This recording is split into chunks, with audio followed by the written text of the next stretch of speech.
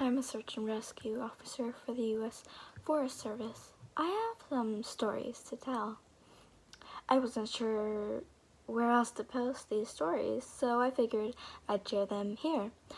I've been a SAR officer for a few years now, and along the way I've seen some interesting things that I think you guys will be interested in. I have a pretty good track record for finding missing people. Most of the time, they just wander off path or slip down a small cliff. They can't find their way back.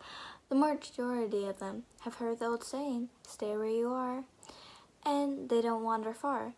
But I've had 2 cases where that didn't happen.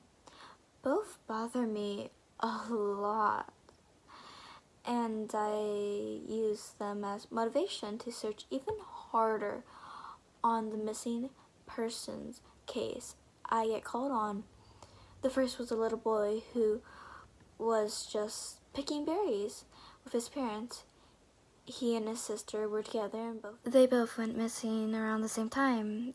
Their parents lost sight of them for a few seconds, and in that time both the kids apparently wandered off. When their parents couldn't find them, they called us, and we came out to search the area.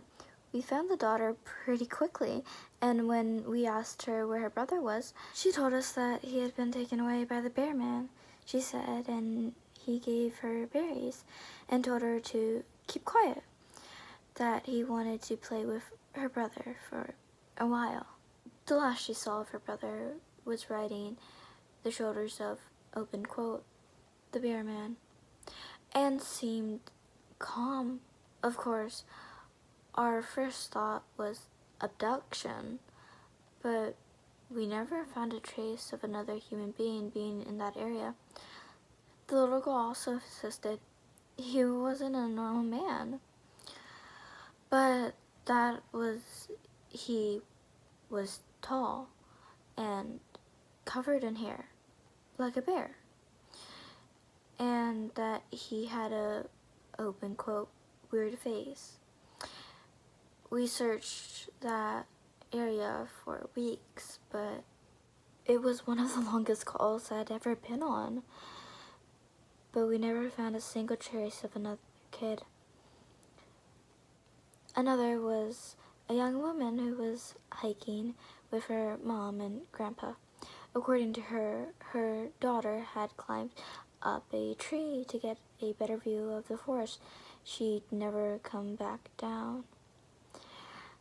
They waited at the base of the tree for hours, calling her name before they called for help. Again, we searched everywhere, and we never found a trace of her. I have no idea where she could have possibly gone, because neither her mother or grandpa saw her come down. A few things I've been out of my search, like a canteen, and they've tried to lead me straight cliffs, not hills, not even rock face, straight, steer cliffs with not handholds. It always baffled, and in those cases we usually find the person on the other side of the cliff or a mile away from where the canteen had led us. I'm sure it's an explanation, but it's sort of strange. One particularly sad case involved the recovery body, a 9-year-old girl who fell down a basement and got plummeted on a death tree, but at the base.